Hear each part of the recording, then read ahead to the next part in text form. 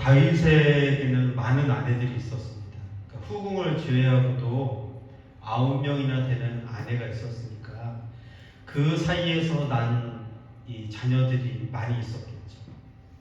그 중에 첫째 아들이 누구냐면 암논이라는 아들이거든요. 그리고 다른 형제들이 있었는데 또 배다른 형제였던 압살롬이 있었고 그 압살롬의 여동생이 있었는데 아주 아리따운 다말이라는 여동생이 있었습니다. 그런데 이 암논이라는 첫째 아들이 이 다말을 매우 좋아했습니다. 사랑하는 거죠. 그래서 얼마나 사랑했는지 상상병이 걸렸어요. 그래서 그만 몸이 병이 들고 만 거죠. 그런데 이 다윗의 형 시므이가 있었는데 그 시므이의 아들이 누구냐면 요나답이라고 있었거든요. 근데 이 요나답이 매우 야비한 인간이었습니다. 그러니까 암논이 이 다말을 좋아한다는 것을 알고 작전을 짠 거죠. 그래서 이 암논이 병이 생겨서 누워 있으면 다윗 아버지께 이야기를 청해서 이 다말을 너의 방으로 들일 수 있다 이렇게 계략을 짠 것입니다. 그래서 이 암논이 누워 있다는 소식을 듣고 다윗이 찾아오고 이 다윗에게 요청을 하죠. 다말이 해주는 음식을 먹으면 내가 병이 나을 수 있을 것 같다. 내가 건강해질 수 있을 것이다 라고 그렇게 아버지께 요청을 합니다. 그리고 아버지는 그 청을 들어주죠. 그래서 다말이 음식을 만들어서 결국 암논의 방으로 들어가게 됩니다. 그런데 암논이요 이미 다 마음속에 계략이 있었죠. 다말이 들어오자마자 힘으로 강압적으로 이 다말을 겁탈하고 맙니다. 근데 문제는 이전에는요 너무나 사랑하고 좋아했던 마음이 이 다말을 겁탈한 후에는 완전히 마음이 달라졌던 것이죠. 좋아했던 마음이 아니라 이제 미워하는 마음까지 생겼습니다. 그래서 이 다말을요 그냥 밖으로 내팽개칩니다. 그러니까 이 다말이 얼마나 억울하고 속상했겠습니까? 그런데 이 사실을 아버지 다윗도 들었고 오빠인 압살롬도 들었습니다. 근데 압살롬이요 함부로 행동하지 않습니다. 왜냐하면 아버지가 가만히 있었기 때문에 뭔가 처신을 해야 되는데 아버지도 가만히 있었기 때문에 이 압살롬이 가만히 잠잠히 있습니다. 그리고 2년이라는 시간을 준비하기 시작합니다. 왜냐하면 내 동생을 겁탈한 이 암논 가만히 내버려 둘 수 없다 해서 2년이라는 시간을 준비하고 이 양털 깎는 축제 때가 되어서 아버지를 초청합니다. 그때 아버지가 난 갈 수 없다 이렇게 말하죠. 그래서 이 압살롬이 아버지에게 그러면 다른 형제들을 모아서 이 축제를 내가 열고 싶습니다. 그래서 암논을 포함한 다른 왕자들을 다 이 양털 깎는 축제 때 다 부릅니다. 그런데 이미 압살롬은 계획이 있었던 거죠. 이 축제 때 자객을 동원해서 이 형 암논을 죽이기로 계획을 한 것입니다. 그리고 다 음식을 차리고 술을 먹으면서 다 기뻐할 때 자객을 동원해서 그 자리에 있던 암논을 잔인하게 살해하게 됩니다. 그리고 이 사건 터지고 나서 압살롬은 구슬로 도망가서 3년을 숨어 지내게 됩니다. 근데 신하들이 그만 용서를 하시죠. 이제 아들 압살롬도 다시 예루살렘으로 돌아오도록 허락해달라고 요청을 합니다. 근데 이 다윗의 마음이 암논을 죽였다는 그 사실 때문에 쉽게 용서가 되지 않아요. 그런데 하도 신하들이 이렇게 요청을 하고 이제 시간도 3년이라는 시간이 지났기 때문에 압살롬을 예루살렘으로 부르게 됩니다. 그런데 한 번도 다윗에게로 부르지 않습니다. 압살롬이 큰 죄를 지었고 잘못을 했지만 아버지 다윗도 옛날에 큰 죄를 지었잖아요. 충성스러웠던 아주 충직한 우리아의 아내를 빼앗고 심지어는 그 우리아를 죽음에 내몰았거든요. 죽인 장본인이 다윗이었습니다. 그때 하나님 앞에 철저하게 엎드리고 회개하면서 하나님으로부터 용서를 받았거든요. 그래서 회복이 되었거든요. 그런데 압살롬은 아버지 다윗과 같은 용서와 화해를 경험해 보지 못했어요. 그러니 다윗의 이 응어진 이 아주 마음들이 깨지지 않고요, 계속해서 더 단단하게 굳어졌던 것이죠. 그래서 아버지를 향한 미운 마음, 그리고 나쁜 마음까지, 교만한 마음까지 가지게 됩니다. 아버지, 이대로는 안 된다. 내가 더 좋은 선악이 되어야겠다. 내가 이스라엘을 위해서 하나님 편에 내가 더 좋은 왕이 될 수 있다라는 이런 교만한 마음까지 가지게 되었던 것입니다. 그래서 아버지는 공평하지 못하고 불의하기 때문에 내가 아버지를 대신해서 무언가를 해야겠다라는 계획을 세우고, 그때부터 자신의 군사력을 모으기 시작하고 자기 사람들을 한 명씩 한 명씩 모으기 시작합니다. 그리고 많은 사람들이 이 다윗 왕에게 판결을 받으러 갈 때에 사람들이 너무 많으니까 그 옆에서요, 사람들, 재판을 받지 못하는, 판결을 받지 못하는 사람들에게 아주 그 사람들을 위해주고 그 사람들에게 마음을 시원하게 해주는 판결들을 아주 잘하게 됩니다. 그리고 백성들의 마음을 얼마나 위로해줬는지 이 백성들의 마음도 조금씩 압살롬에게로 향하게 됩니다. 자, 오늘 함께 읽었던 본문의 말씀은 무엇이냐면, 압살롬이 이렇게 철저하게 준비한 다음에 아버지를 몰아내고 내가 왕이 되겠다고 해서 쿠데타를 일으킨 다음에 다윗이 도망가는 장면입니다.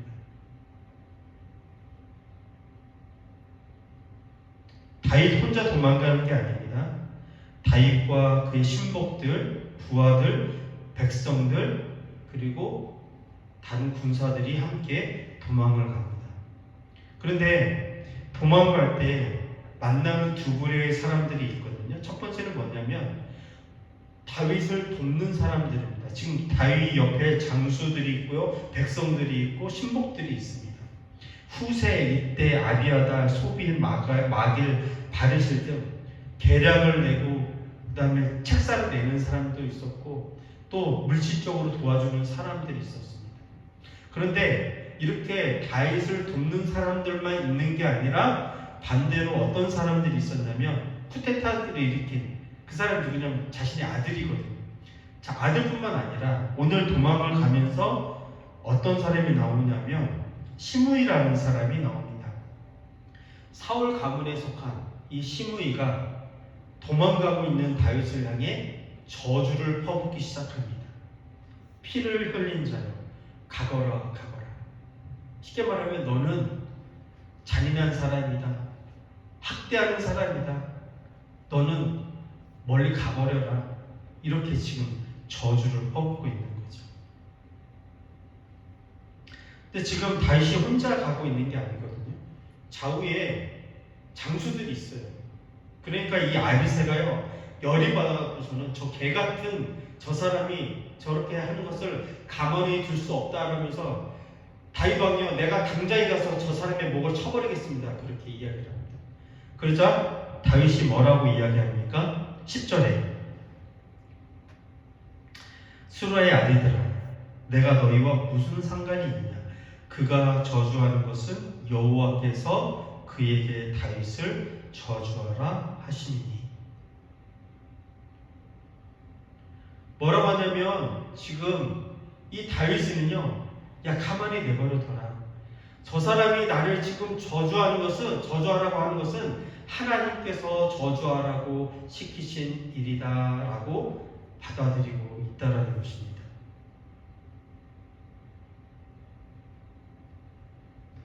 여러분, 지금 다윗의 상황이요, 편안한 상태가 아닙니다. 뭔가 여유가 있는 상태가 아니거든요. 아들이 자신을 죽이려고 칼을 지켜두고 쫓아오고 있습니다. 그래서 아무것도 준비하지 못한 채로 맨발로 도망가고 있는 거거든요. 그런데 도망가는 가운데 시므이가 나타나서 다윗을 향해 저주를 하기 시작하는 거죠. 그런데 다윗은 그 가운데서도 받아들이고 있는 마음이 무엇이냐면 하나님께서 이 일을 통해서 나에게 하실 말이 있는 것 같다. 일 가운데 하나님은 나를 무엇으로 낮추시고 무엇으로 나를 훈계하시려고 하시는가? 거기에 마음을 두고 초점을 맞추고 있다는 것입니다. 저주 속에 그 저주의 말이 그냥 저주가 아니라 하나님께서 나에게 말씀하시는 것이 있다. 그냥 두라. 내버려 두라. 이렇게 받아들이고 있습니다. 여러분 15장 30절을 보시기 바랍니다. 사무엘하 15장 30절에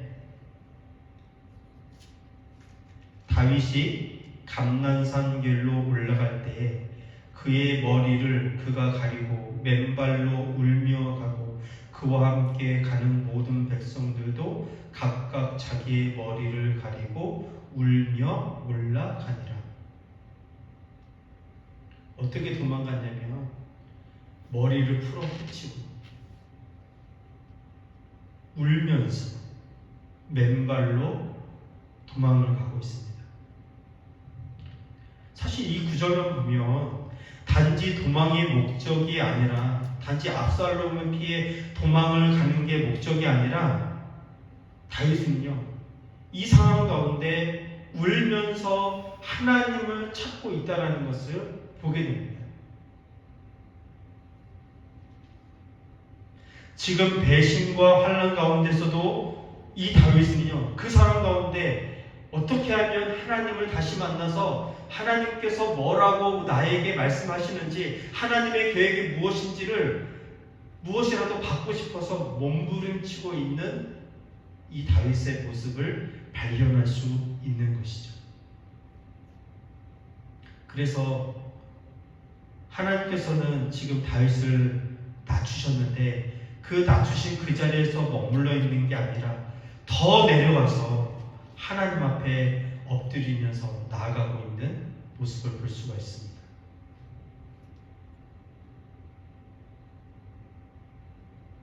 그래서 이 저주를 받을 때, 시므의 저주를 받을 때 시므의 저주를 저주로 받아들이지 않고 그 모욕을 모욕으로 받아들이지 않고 비아냥을 칼로 힘으로 대응하지 않고 그 저주가 나에게 아무런 영향을 미치지 못하도록 만드는 능력이 이 다윗에게 있었다는 것입니다.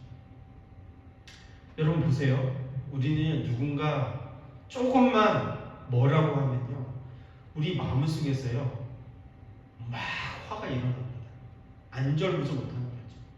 여러분 우리 누군가가 나에게 비판을 하고 비아냥거리고 저주하고 욕해 보십시오. 잠을 못 잡니다. 어떻게 하면 내가 이 사람에게 똑같이 대갚아 줄 것인가? 어떻게 하면 내가 더 많은 복수를 해줄 것인가? 라는 그 생각 때문에 이 감정 때문에요 잠을 제대로 못 잔다는 거예요. 밥도 먹지 못합니다. 화가 너무나 많아서. 여러분 사람들 앞에서 높아지는 방법이 있습니다. 그것은 무엇을 말하냐면 그 사람의 말이 시도 안 먹히게 내 안에 들어오지 못하도록 내가 그 사람을 더 세게 때리는 것입니다. 더 세게 강하게 나가면 나갈수록 다른 사람의 말이 내 안에 들어오지 못합니다. 이게요 사람들 앞에서 높아지는 방법이에요. 사람들 앞에서 강해지는 방법은 그 사람보다 더 강하게 나가면 되는 것입니다. 그런데 성경을 통해서 하나님께서 우리에게 가르쳐 주시는 것은 사람 앞에서 높아지는 게 아니라 하나님 앞에서 높아지는 방법을 가르쳐 주시는데 내가 모욕을 당할 때, 내가 부당한 대우를 당할 때, 어떠한 비난이 올 때 하나님 앞에서 더 낮아지는 것이 하나님 앞에서 높아지는 것이라고 우리에게 가르쳐 주십니다. 쉽게 말하면 어떠한 비난과 비아냥과 욕과 그런 것들이 내 안에 들어오지 못하도록 그것이 아무런 나에게 영향을 끼치지 않고 오히려 나는 더 낮아져서 하나님을 향하고 하나님을 바라보고 하나님을 의식하는 게 하나님 앞에서 높아지는 방법이라고 우리에게 가르쳐주고 있다는 것입니다. 여러분, 이 순간 아마 다윗은 과거의 영성을 되찾았을 것 같아요. 옛날에 사울왕이 자신을 죽이려고 끊임없이 쫓아다닐 때 10여 년의 생활을 10여 년 동안 끊임없이 도망자의 인생을 살았습니다. 다윗은 사울을 죽일 수 있는 기회가 여러 번 있음에도 불구하고 하나님께서 기름 부은 자를 내가 처단할 수 없다라는 그 믿음을 가지고 함부로 대하지 않았거든요. 그런데 다윗은 끊임없이 죽이려고 하는 그 가운데 다윗은 광야에서 하나님을 만났거든요. 하나님과 어떻게 교제했는지 알았거든요. 하나님의 뜻이 어디에 있는지를 알았거든요. 지금 아들 압살롬이 쿠데타를 일으켜서 자신을 죽이려고 쫓아왔을 때 아마 이 다윗은 과거의 그 광야에서의 영성을 찾았을지도 모릅니다. 12절이거든요. 12절 말씀 보도록 하겠습니다. 혹시 여호와께서 나의 원통함을 감찰하시리니 오늘 그 저주 때문에 여호와께서 선으로 내게 갚아 주시리라. 여호와께서 선으로 내게 갚아 주시리라. 오늘 시므이를 통해서 다윗에게 오는 저주는 하나님께서 오히려 이 일을 통해서 다윗에게 선한 일을 베푸실 근거라고 다윗은 믿음으로 고백하고 있습니다. 여러분, 이게 중요합니다. 우리가 인생을 살아갈 때 때로는 사람들에게 원치 않는 비난을 당할 수가 있습니다. 아니면 저주도 당할 수도 있습니다. 그러나 그 저주와 수많은 비난과 업신여김을 우리 안에 들어오지 못하도록 만드는 것은 오늘 이 다윗이 고백했던 것처럼 나의 원통함을 하나님께서 하신다. 하나님께서 다 살펴보고 계실 뿐만 아니라 오히려 그 사람의 저주와 그 사람의 비난과 그 사람의 업신여김이 나에게 선한 일을 만들어줄 근거가 된다라고 믿음으로 고백할 때 그것이 우리의 삶에 더 많은 만족과 기쁨을 줄 수 있다는 것입니다. 바라기는 저 여러분들이 이 다윗의 믿음과 영성을 담기를 소망합니다. 인생을 살아가면서 여전히 우리도 다윗과 같은 상황에 놓일 때가 참 많이 있습니다. 그때마다 나에게 들려오는 그 음성이 내 마음에 뿌리박지 못하도록, 내 안에 들어오지 못하도록, 아무런 영향을 끼치지 못하도록 오히려 그것을 향해 하나님을 더 바라보고 하나님께서는 그것을 선으로 바꿔주실 수 있는 분이심을 바라보고 믿음으로 한 걸음씩 나아가는 저와 여러분들이 되기를 주님의 이름으로 축원드립니다. 아버지 하나님, 은혜와 사랑을 감사합니다. 오늘도 복된 날 허락해 주시고 말씀으로 깨닫게 해주시고 우리가 더더욱 한 단계 성장할 수 있도록 도와주시니 감사합니다. 여전히 우리는 참 연약합니다. 우리 마음 가운데 원치 않는 것이 들어올 때 참 마음이 무겁고 힘듭니다. 때로는 화도 나고 그래서 잠도 못 이룰 때가 있습니다. 너무나 억울하고 원통해서 마음이 힘들 때가 참 많이 있습니다. 하나님, 그러나 오늘 다윗이 그 저주를 받아들이지 않고 하나님의 말씀하시는 것으로 해석하고 하나님은 오히려 그 저주를 선으로 바꾸어 주실 근거가 된다라고 고백했던 것처럼 우리 삶의 모든 상황 가운데 모든 말들 속에 그것이 나에게 아름다운 것으로 선한 것으로 복된 것으로 바꾸어 주실 그 하나님을 더 바라보고 의지하며 신뢰하며 날마다 나아가는 저희들 되게 도와주시옵소서. 예수님의 이름으로 기도하옵나이다.